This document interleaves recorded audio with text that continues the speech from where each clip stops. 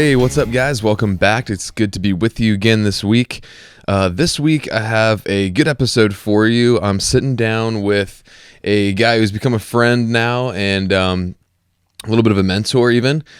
He's an author, public speaker, life coach. He's been a fitness trainer. I kind of introduced him in the episode pretty well, but he is a really cool guy named Ryan Munsey. He's written a book you may have heard of called F Your Feelings. It's a really, really interesting book talking all about figuring out your goals in life and what you want to achieve, and then how to get there and how to live your life in a way that, every decision you make is aimed at achieving the things you want to achieve in life. So it is a book that was really inspiring to me, very motivational and very educational about the value of, things like exercise, nutrition, time outdoors, all this stuff. It really encapsulated all that, and it's an awesome book, awesome read. Ryan's a very interesting guy. He's led a very interesting life, and he's also a hunter. He's got a few, I think he's doing an elk hunt out in New Mexico, if I'm not mistaken, and Montana this year. Great dude to hear from. It's a really interesting conversation. We cover everything from training to nutrition to mindset, just a lot of good stuff in here. So give it a listen. Check out his book if you're interested. F Your Feelings. I read it like twice. Great book. And so as you're listening to this, I will be in New Mexico while this episode airs. I'm leaving on the 14th of September to meet up with Dan from Elk Shape, and I'm going to be filming for those guys out there. So definitely keep me in your thoughts and prayers. We're going to be at some pretty high elevations, which I'm not used to, so I'm hoping that goes well. I think we'll be all right, but looking forward to that and looking forward to coming back with all that content, most of which will be on the Elk Shape channel, but hopefully I'll be able to repackage some of that and do some behind-the-scenes stuff for you guys as well. So be on the lookout for that. As always, I really appreciate all the reviews and ratings. If you haven't yet, please subscribe to the YouTube channel. You can just search my name, Hunter McWaters, on YouTube, and you'll find it. And all the podcasts are up on there, as well as going to be releasing, the Kodiak film, this hopefully a behind the scenes things from this thing with Dan, and then later on my antelope in Wyoming in October. So anyway, that's kind of what's going on. Looking forward to sharing this episode with you guys, and I hope you enjoy. Let's just jump right in.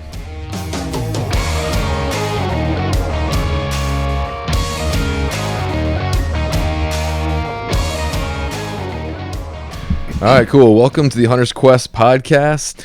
And here today with my guest, a conversation I've been really excited about with Ryan Munsey. He's an entrepreneur, author, speaker, expert on elite human performance. He's been a fitness trainer and coach. And he's also a hunter and a fellow Virginian. So I'm glad to have him on today. How you doing, Ryan? I'm doing well, Hunter. Thanks for having me. Yeah, man. Like I said, we connected kind of randomly on Instagram, I don't know, I guess a month or so ago.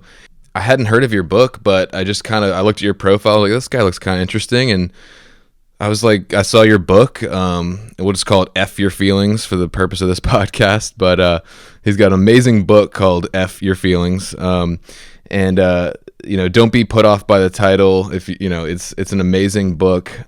But I decided, I'm just going to check it out. So I downloaded it on Audible, and man, I'm so glad I did, because that book is amazing, man. Man, I never get tired of hearing people say that.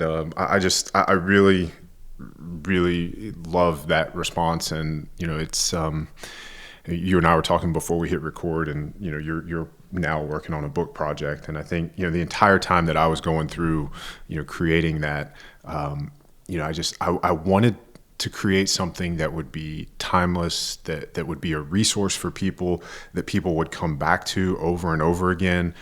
There are a few books in my life that I think of that way. And, I really put a lot of effort into trying to create something of that nature. And so when people say, that it's made an impact for them, or, it's kicked them into gear, or it's something that they read multiple times, or, that's just, man, it's the best compliment I can get. And I love hearing that. Yeah, man, I was literally on a run when the book ended, and I was like, yeah, I just started over from the beginning. Nice. Yeah, man. So, just really quick, because it's kind of hard to, in a nutshell, like explain to somebody like what the book is. Like, but I'm sure you've got practice with it. So, just for our listeners, just like really briefly, like what is the book? Yeah. Well, I guess let me go backwards a little bit, and I'll give you a short bio on my life up until the point of writing the book, and that kind Sure. of gives some context into why I went on this exploration that became the book. And so, in short, the book is my attempt to understand high performance, what it is, what it means, why some people are able to, do amazing things and achieve great things in their life, and why, at the same time, other people, really struggle to create the life that they want for themselves. And it was an attempt to not only figure that out, but to provide a blueprint for anyone to be able to create and realize, that life. And I guess that's it. I don't really need to tell you how I got to that point. But like you said, I used to own a gym. My degree is in food science and human nutrition. So I've always been very passionate about, fascinated by, obsessed with the human body and human potential. How we can kind of manipulate inputs to get certain outputs that we're looking for.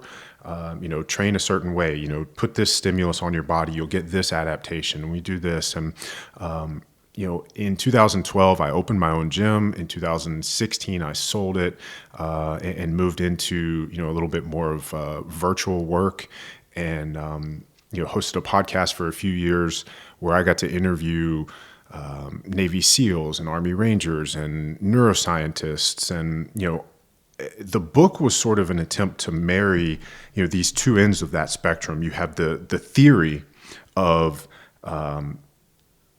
neuroscience and performance and psychology and cognitive behavior. And then, I have the ability to talk to Olympic athletes and, high-level CEOs and, tier one operators. And I can say, okay, well, here's the theory, and then here's the people doing it, so this is the application, and trying to marry those. And again, just provide a blueprint for, as a human being, we're not given a user's manual to how to operate this thing that we're in, right? And it's all of us are just trying to figure it out as we go. And it can be a very frustrating journey. And so, like I said, this is my attempt to, try to understand that for myself, but also explain it in a way that you, the reader or listener, can have some insight into what's going on in your head, how to, navigate feelings, emotions, everything that's going on. And that leads to, our ability to make better choices and have, like I said, better decision-making matrices, better mental toughness, all the things that we know are required in order to, as I said before, just create that life, whatever it is, whether you want to be an Olympic athlete or a special forces operator or, an author, or, if you want to start a podcast like you've done and, make an impact in the hunting space. And so, Yeah, man. the background in food and fitness gave me a lot of exposure to people. At the root, I'm a coach, and I want to help people succeed. And I have a lot of experience with people coming to me saying, I want X, right? I want to get a college football scholarship. I want to lose 30 pounds. I want to, go to Buds and become a Navy SEAL. I want to, start a business, and, or I want to eat healthier. And over the years, more people than I guess a majority of those people actually fail or have failed in the past, despite the fact that they say they want a thing. And so most of my work isn't, here's the plan, right? Because if it was that easy, the plan is out there. There's tons of plans, right? Yeah. It doesn't matter how you train. It doesn't matter how you eat. It doesn't you can go keto, you can go paleo, you can go, carnivore, you can do whatever. As long as you do the thing and you do it smart, it'll work. Right. And the very fact that we have all these people arguing about the best way to do a thing means that people doing multiple things are getting the results that they want. You just have to do it. And so, I kind of talk about that as like rolling out the red carpet. Right. And so as a coach, like, I can give you a plan, I can roll out the red carpet, but you have to walk it. And, that's where the real work is. And so with the people that I've been able to work with, it's less about the plan and more about staying on the path. And that's really what the book is about. And that's what my work has become over the last, 5 years or so. And that's been infinitely more exciting and rewarding than, being in a gym, writing workout programs or writing diets. Right. Yeah, man. Like the whole time I'm listening to your book, it's just like light bulbs are going off because it's like it's stuff that I've found out in my life, like anecdotally, through experience, but I've never heard. But there's like actual like studies and scientific backing, and like you explain it all, which can also translate for other folks into tips and tactics on ways to increase your performance and even how you feel and just the direction of your life. Because I spent, you talk a lot about how a lot of people are operating off the lizard brain, the amygdala, and basically, which is only concerned with like survival and immediate gratification, whereas your frontal lobe is more, tasked with like things, more complex things, love, decision making, conception of a God. And I spent probably 10 years of my life living off my lizard brain, man. And like when I had to go to treatment for my drug problem about 5 years ago, and they even explained to us in there that like when you're dependent chemically on a substance, your frontal lobes shut down and you just are basically living from your amygdala like all the time. And that's even the part of your brain, like I said earlier, that conceives of your spirit and your faith in God, and which is a big part of my life. And so it's just like, wow, I'm actually cut off from God right now when I'm like in this state. And then coming out of that, and I see a lot of the truths in your book also just because of my Christian worldview. You may not even know this, but like, I can link back almost everything you're saying about scientific studies about like, morning sunlight and gratitude and giving to others, discipline, taking the narrow path. I can trace it all back to stuff that I've read in scripture, which, is kind of my user's manual, for life. But, it's just been amazing, man.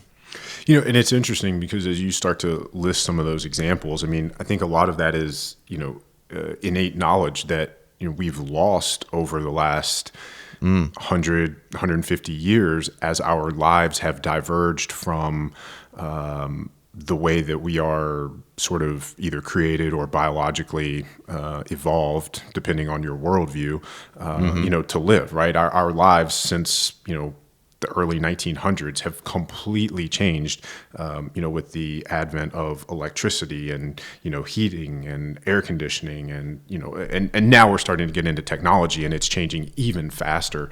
But the bottom line is our lives are, the way we live now, is at odds with our biology. And we can talk about that from, light and sleep. We can talk about that in terms of food. We've just never had the availability and the access to food that we do now. We're wired to eat. We're wired to eat until, there's either no food left or, we just can't put any more in. That wasn't a problem 500 years ago.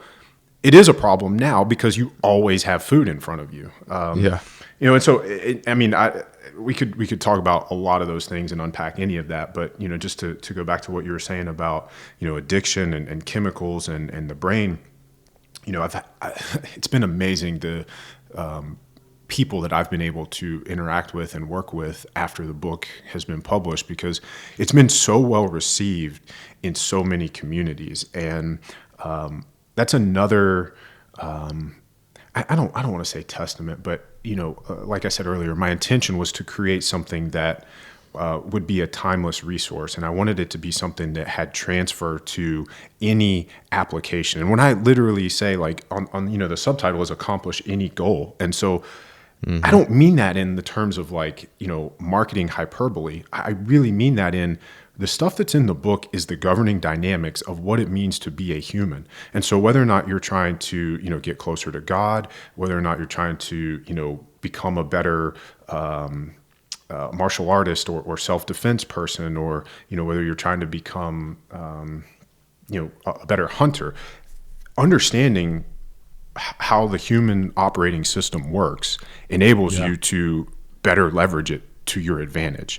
And like I was saying, the book has gotten me the ability to work with, special forces groups, law enforcement, SWAT teams, self-defense, but then also on the other end of the spectrum, it's funny that you mentioned, your journey through recovery, because there's actually a church in the Northeast, the Philadelphia area, that specializes in recovery and addiction from not only substance abuse, but also porn addiction.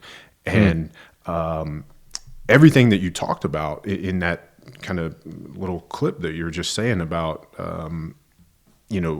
chemicals and shutting down the prefrontal cortex and actually getting further away from or disconnecting from, the higher power or the thing that you're trying to connect to, that's stuff that they were utilizing in their practice. And to have those people reach out to me and say, hey, we're using your book to do this, this, and this. And, would you, come talk? Or, it's just, it really is amazing. So yeah, man. Yeah, to be able to understand what's going on in our heads, just it gives us the ability to, again, I know it sounds like hyperbole, but you really can do whatever, whatever it is that, you're passionate about or excited about. Yeah, it's about that discipline and consistency and trajectory. And like you say in the book, which is something that stands out for me a lot, which is what you're doing right now in line with your long-term stated goals and values, It goes back to a quote I love, and I dropped a lot on this podcast, but like, we'll never be what we're not right now becoming, Like, for example, I wanted to start this podcast a few months ago, but I was like, or like half a year ago, but I was like, no, or I just put it off, didn't want to do it, lazy and whatever. And then something was just like, no, like, I'm just going to go for it. It's just one small example, but I've implemented a lot of small stuff from your book that is having a big impact. I started the no social media thing before I'd go through my morning routine, which includes spiritual, mental, and physical fitness. I started doing cold showers, put my Wi-Fi on a timer while I'm sleeping. I've gone deeper into my meditation practice, which has been awesome. Already seen the results of that. And then, blue light reduction, more movements, et cetera, et cetera. But just putting in these little things that I think over a long period can make a big impact, But I did want to move a little bit into hunting, because I know that's, it's part of the theme of our podcast here.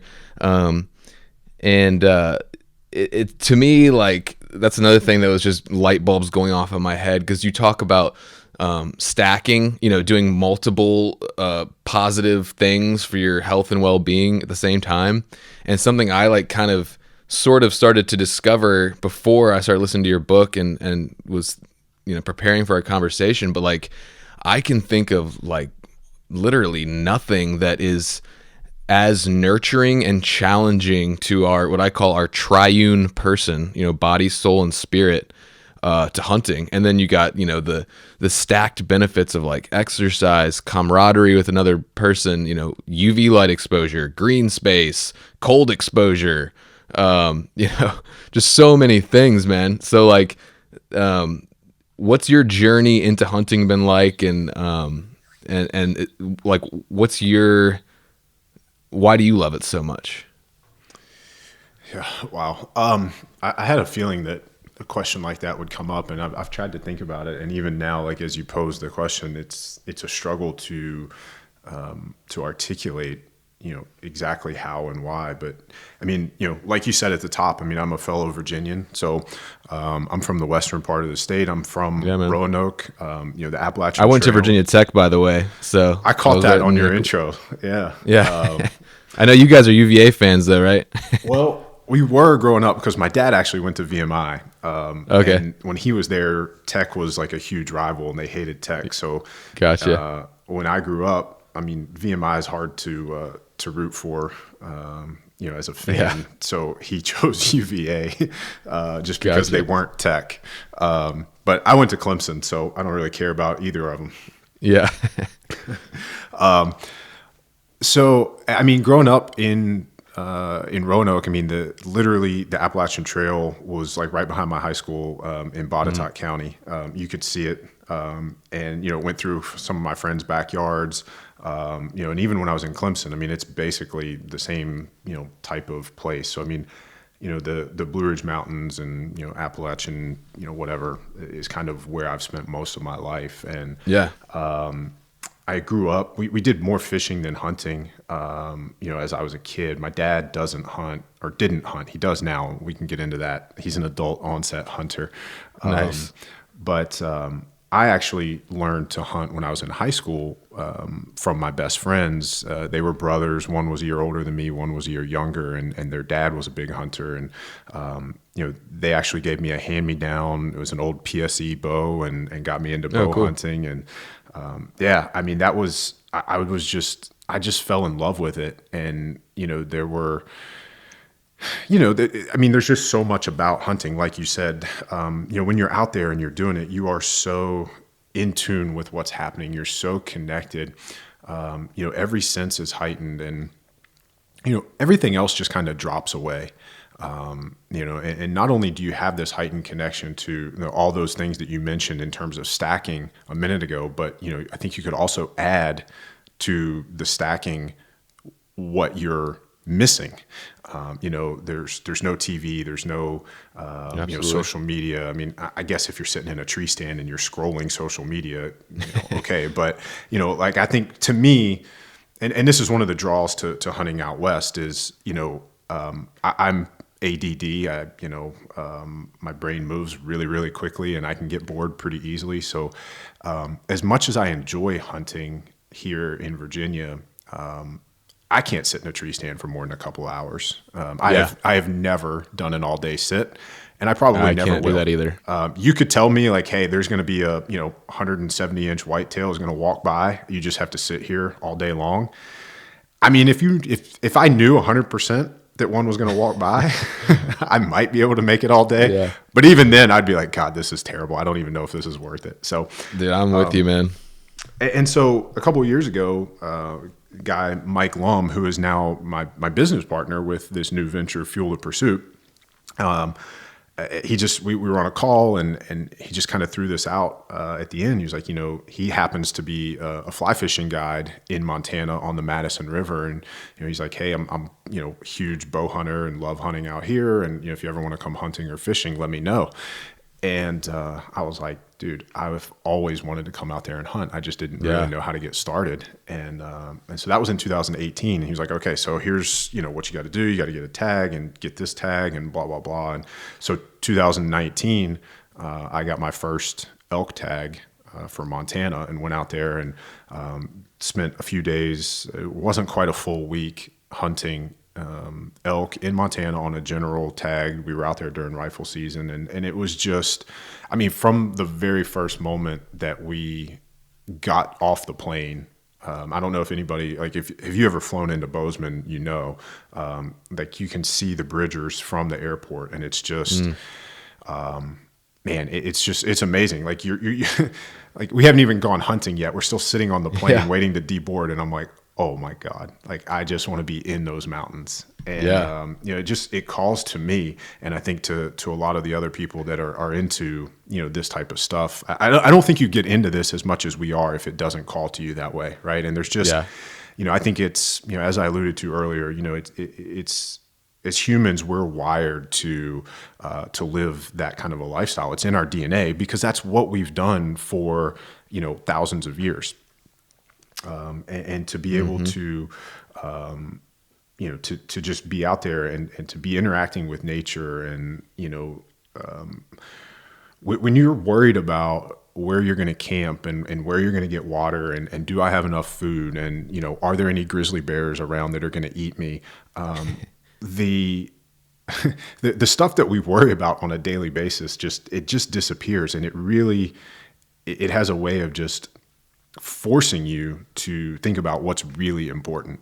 When you're laying in your tent out there, falling asleep, you're exhausted. It's been a great day. You're so grateful for everything that you're doing, that happened that day, and you're excited about the things the next day. And, you're thinking about all the things that really matter, to you most. It's nothing like kind of the man-made constructs of, what goes through our head when we're at home. And, right. I don't know. Those are like natural things to be worried about. Like our brain was probably in some level designed to worry about those things, not like how many likes did our last post get or something. Yeah, absolutely. And I mean, I detail that in the book and talk about how, some of that is disrupting. And I mean, there's tons of studies that show, how that's impacting mental health and, attention span and neurochemicals, so it's, it just to be able to get out there and do that, like you said, the camaraderie and the pursuit and the animals. I mean, there's so many things about it that make it such a special experience. It's hard to say one thing that draws us to hunting. I mean, I think it's all of it, right? And it's also the challenge, right? Because I think, if we got on a plane and, you flew to Alaska or I flew to, New Mexico or whatever, and, you drive to a trailhead and, you park at the trailhead, you get out of the vehicle and there's an animal and you shoot it right there. Like, I don't think that we would be drawn to it if it was that easy. No. So there's definitely the challenge and, how it makes you think and how it forces you to say, okay, well, where do I need to get better? And, I think that's another part of the draw is and I think it's part of what you're pursuing here with the podcast, right? I mean, even the name is quest, right? It's a quest for what, right? And that's, I think it's intentionally open-ended, and it's, intentionally ambiguous because there's no one thing, right? Quest for an animal, quest for, spiritual connection, a quest for camaraderie, a quest for, personal development and getting better. And, to me, that stands out because it was a similar thought process for Mike and I when we named Fuel the Pursuit, because it's about the pursuit. Yeah. Yeah, absolutely, man. I want to hear about Fuel of Pursuit too. It kind of naturally goes to something I wanted to talk to you about already, which is, backcountry nutrition, because, I see a lot of guys, well, not a lot, I see some guys who, bring like a bunch of like Snickers and like junk food and stuff back in the backcountry. And like, I was planning my Alaska trip. I was like, man, I've been eating clean for like 8 months or a year. Like, I'm not going to bring a bunch of garbage back in the backcountry. But at the same time, it's not easy to eat well back there. So I'd love to hear just your thoughts on backcountry nutrition, like the kind of stuff we can be eating and should be eating to get the best performance. And then, maybe some, if you like from personal experience, kind of what you do, and then maybe wrap that up into what you're doing with Fuel the Pursuit. Yeah. So the short version of Fuel the Pursuit is we started it to solve the exact dilemma that you just laid out. Like I said, my degree is food science and human nutrition. If you were to hang out with me for a few days, you would probably come to the conclusion that I'm the weirdest eater and have like, some people say I'm the most disciplined. Some people say I'm the pickiest. I mean, it's all in like how you look at it. It's all in perspective, right? But I have, and I make no, apologies. I have really strict, really high standards about what I will put in my body and what I don't. And people always ask me, well, what do you eat?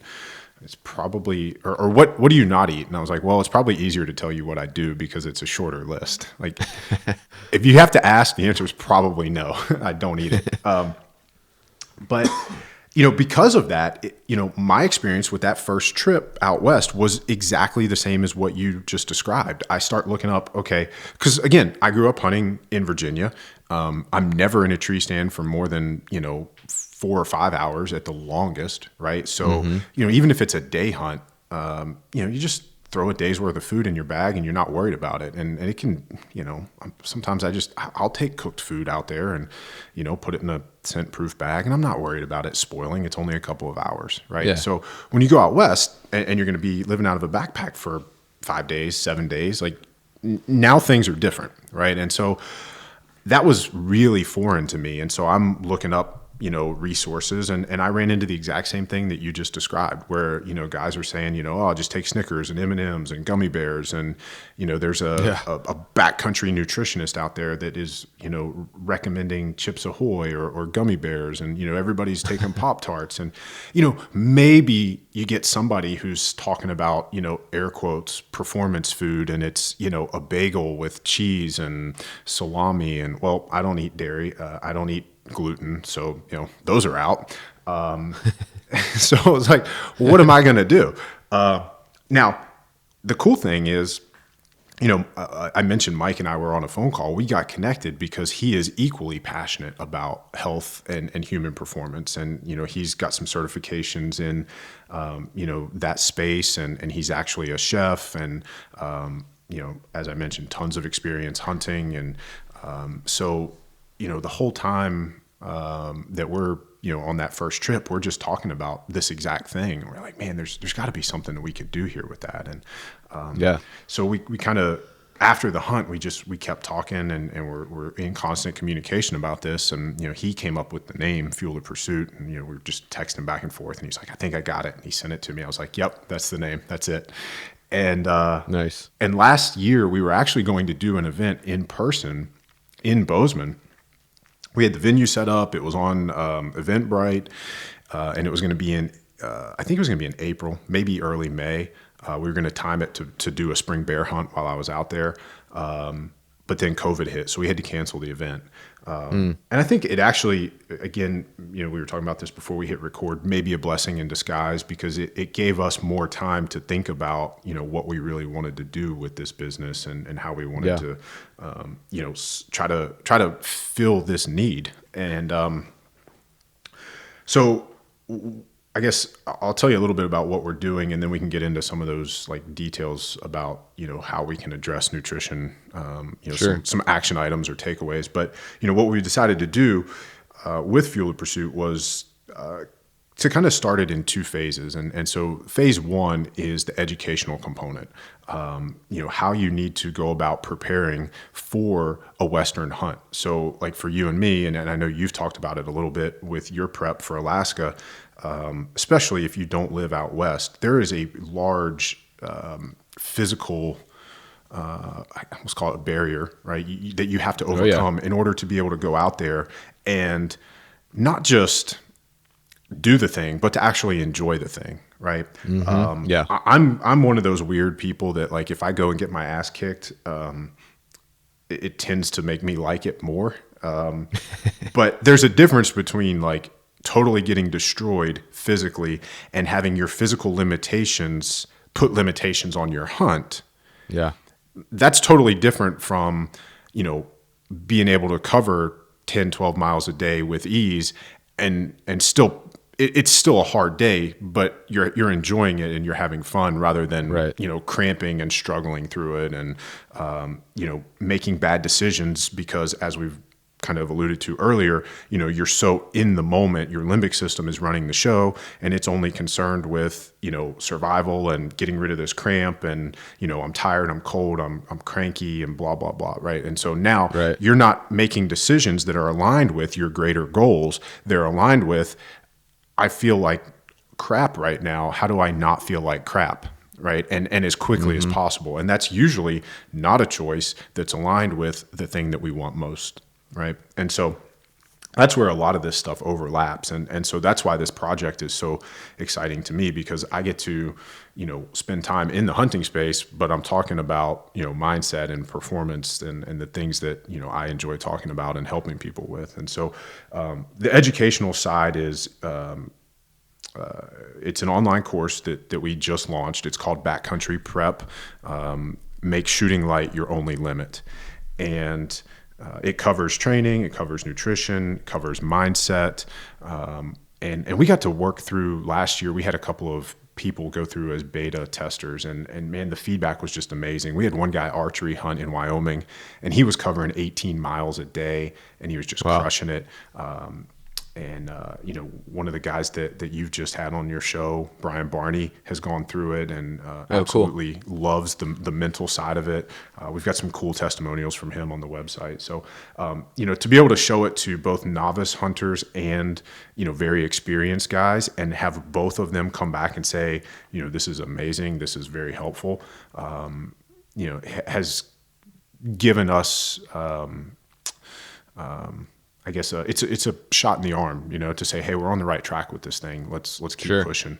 And so that's phase one is to really, hopefully for the next couple of months, we're getting out on some YouTube videos and podcasts and things and talking about it and getting the word out. Because now is, we're recording this in March, so now is the time to be preparing for the upcoming hunting season. So we want to get it out and get it in people's hands so that they have the off season to leverage the off-season stuff, which then transitions into in-season. And so as we get deeper in our conversation in a minute about the nutrition stuff, some of that work has to be done in the off-season, especially to create the metabolic flexibility and to become fat adapted, so that you don't have negative experiences during the hunt.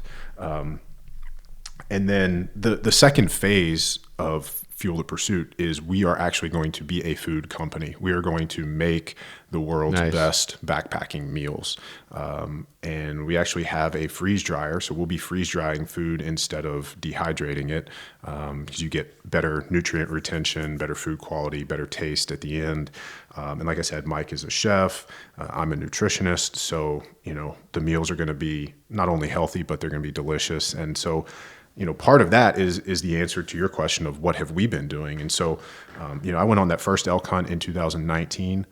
Last year, I went on a bear hunt in the spring with Mike and another friend of ours, Wade. And then last fall, I was actually in Montana with Mike twice, once during archery and once during rifle season. And so on these hunts, Mike has been testing some of our recipes, and making, these were dehydrated, but they'll, like I said, they'll in the future be freeze dried, but making backpacking meals for us. And so, we've been able to test these recipes, and I'll tell you, they are delicious. I actually eat, awesome. I'll come home from the hunt, I'll have extras, and on a busy night, I'll actually eat them at home because they're so good. That's awesome.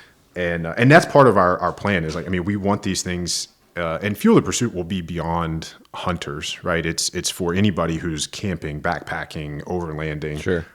Anybody that's interested in, performance. And, sometimes that means if I'm traveling for business and I'm just going to speak, it might be nice to have one or two of these in the hotel and, just run some hot water through a coffee maker and pour it in there. And I got a meal, right? Healthy food on the go is always good. Exactly. And I think that's, now we can kind of get into, I'll take a pause and let you interject, but, if you want to get into, some of the nitty gritty of the nutrition stuff and what we've been doing. Yeah, sure.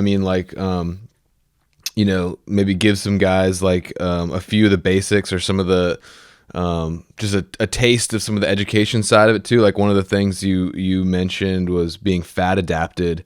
And that's something I've been working on. I started doing, as part of my routine, after my prayer and meditation study time in the morning, I'll go for a run, and then I actually do a CrossFit workout, and I do all that before eating. And I think that maybe I'm doing it wrong. I don't know. I'd like to hear from you, but yeah, let's get into some of that stuff. 'Cause it's something that's really interesting to me, and I think can benefit a lot of guys in the meantime, even before y'all's, food is out, Yeah, for sure. So I guess, there's a lot within that, and I'll try to address as much of it as I can. So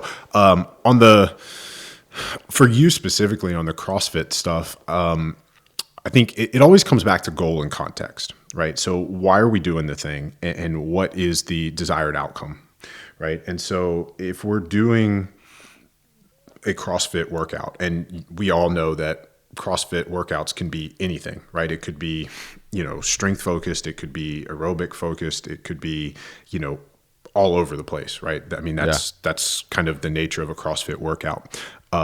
So, it's a blanket statement, but assuming that the workout, is some sort of strength component with work capacity, and probably some metabolic conditioning. From a performance standpoint, it's probably not best to do that style of workout fasted. And the reason for that is, from a strength and conditioning standpoint, what we're looking for from that workout is progression.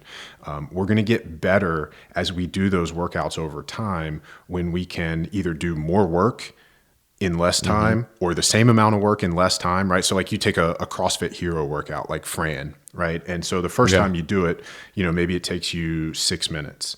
As you create adaptations through training, you would hopefully be able to do that workout in less time. And so there's a lot of different ways, even with that workout specifically, that we could reduce our time. If you increase your aerobic capacity, if you increase your strength, if you increase strength endurance, and so when we're increasing our strength, whether that's on, squats or overhead presses, because you have thrusters, which is a combination of those two movements, you're increasing core strength, you increase pulling strength because the other part of that workout is a pull-up. The way that we increase strength isn't through a lack of nutrients. We need, and so this is another kind of fundamental thing that we have to talk about with training in the gym. That is a stressor, and the results that we get, the adaptations and compensation that we get don't come from being in the gym. Those things, the time in the gym is a stimulus, and it stimulates the body to adapt to that stressor. So it's a signal. And then we use recovery, so sleep and nutrition, giving our body the nutrients that it needs in order to build itself back up bigger, better, stronger, so that it can handle that stressor better the next time it sees it, right? And so this is called the hormetic response. And part of that is like the doses in the toxin, right? So, cold exposure, same thing. It's a hormetic response. We need a little bit of exposure, but then we have to remove ourselves from it. And it's the removal from it that allows us to, super compensate and then be better able to handle it the next time. So, with the CrossFit style workouts, you're going to get better performance in the workout if you're properly fueled, which is going to allow you to create a bigger stimulus, which is then going to drive bigger adaptations. Yeah. So rather than having the kind of myopic or short-term view of, if I do this fasted, I'll lose more fat maybe in the next 2 weeks. Maybe that happens, maybe it doesn't.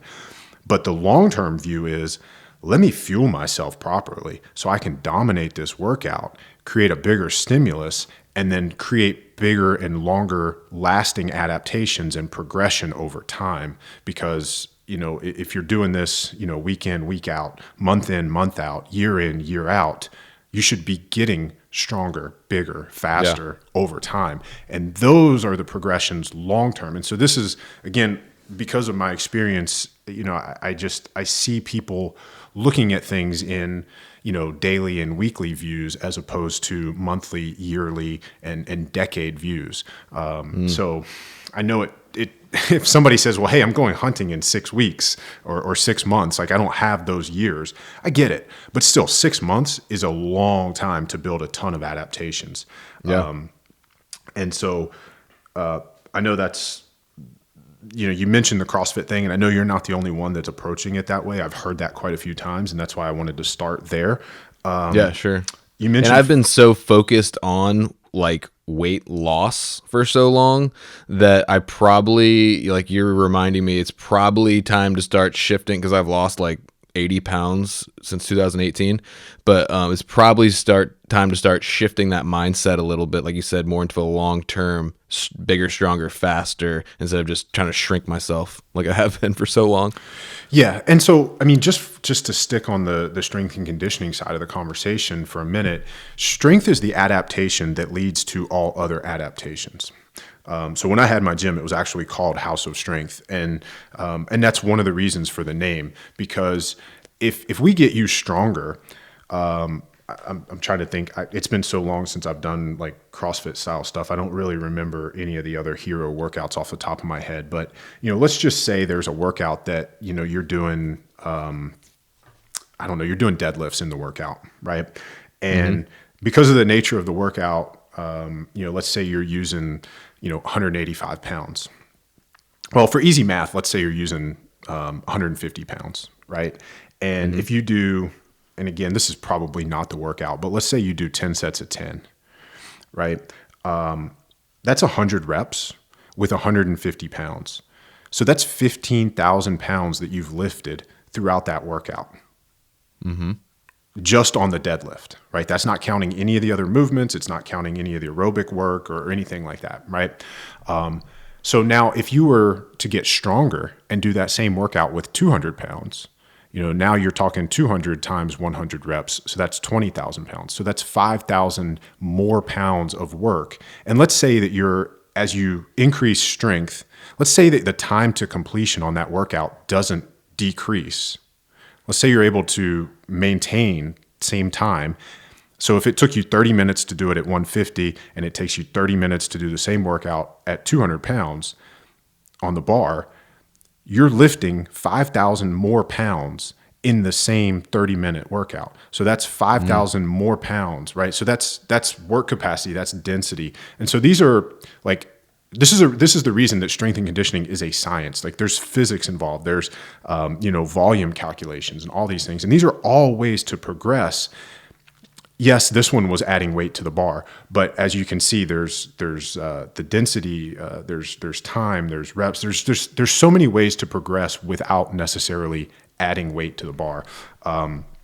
But like I said, if we're able to increase your strength, then fat loss becomes easier because you can do more work in the same amount of time, or you can do the same work in less time, right? Both of those are ways to increase that stimulus that we were talking about earlier to drive the adaptation that you're looking for, right? And so, yeah, I think the shift to, who am I trying to become? What am I trying to create in terms of, my physical vessel, my physical body?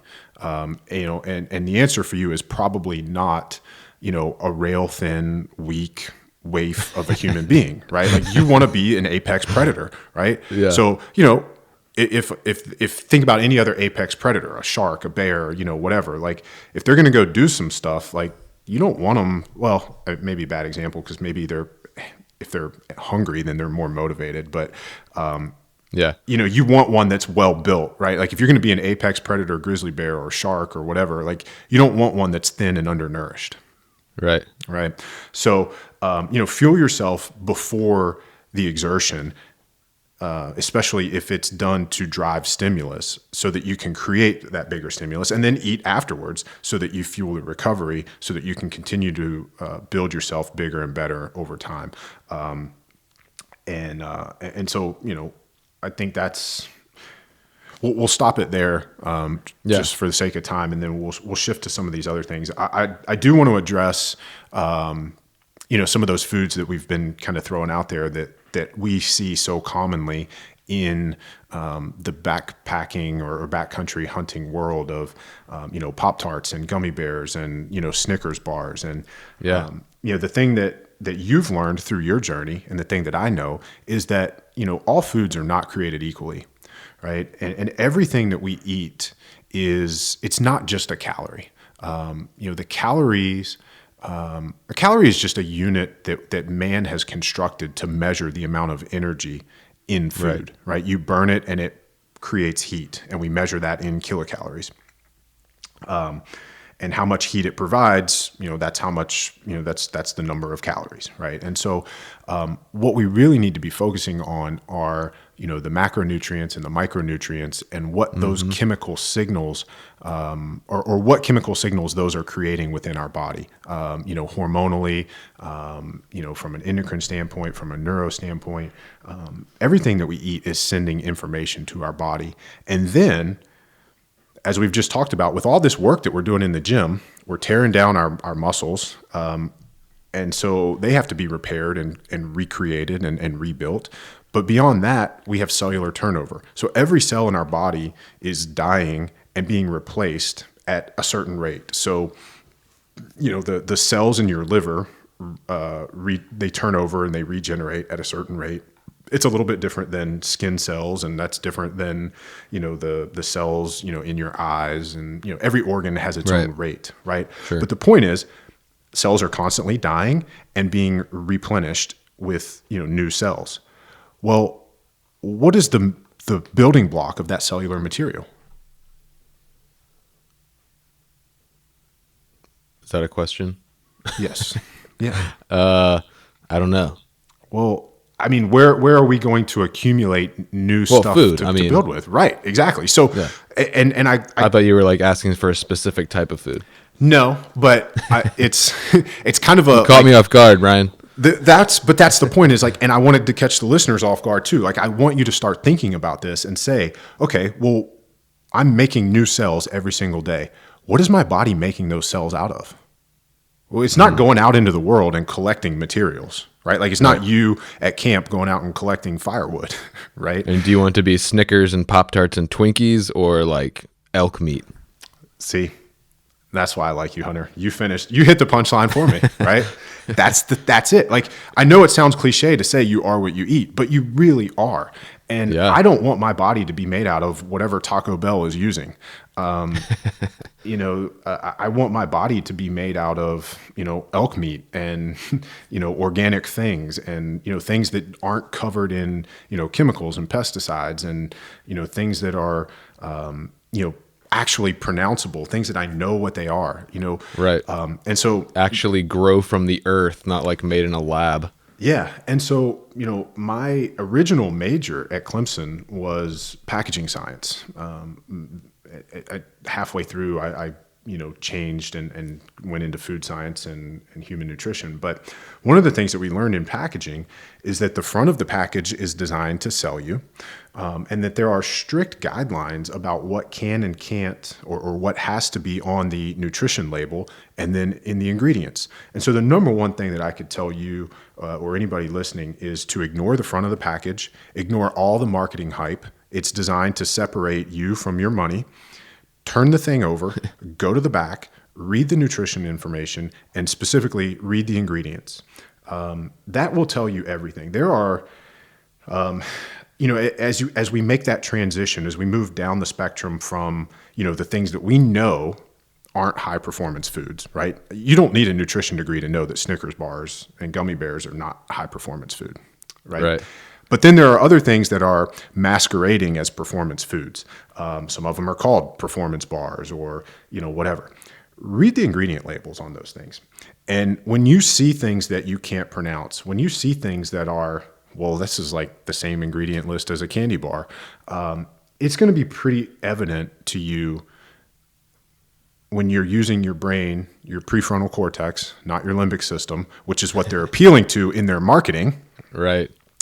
That this is also not performance food. And so, it is, it does mean that you're going to have to work a little bit harder. You're going to have to, maybe make your own foods before you go, maybe go on Amazon, or, seek out certain things. So what I can do is, since I know I have a hard stop and we're going to run out of time, what I'll do is I will send you a link to my backcountry packing list, and you can share it in the show notes, or if you want to make people opt in and get it, it doesn't matter to me. But I've been able to figure out how to pack between 4,000 and 4,500 calories a day, weighing less than 1.5 pounds per day of food. and Yeah, it's that's all awesome. super high quality foods. I make homemade pemmican, Nice. and it's either with grass fed beef or it's with wild game that I have harvested myself. When I have wild game, when I take it to the processor, or if I do it myself, I actually grind the heart and the liver into my burger meat so that I can increase my nutrient quality. I a know good those idea. are, especially liver. I actually enjoy eating heart, and I know a lot of other people do too, but liver is not my favorite thing to eat. But when you grind it into the burger, you really can't even taste it. Yeah. So my pemmican is usually wild game meat. That it's burger, I brown it and then I dehydrate it, and then I add a bunch of ghee and tallow from grass-fed cows, and we increase the fat content of that.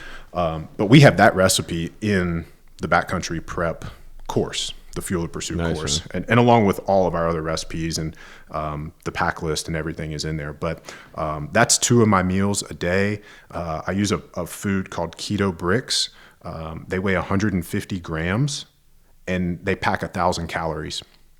Wow. Yeah, That's it's amazing. super great for camping or backpacking. I'll take a little bit of protein powder. I take a ton of packets of nut butters.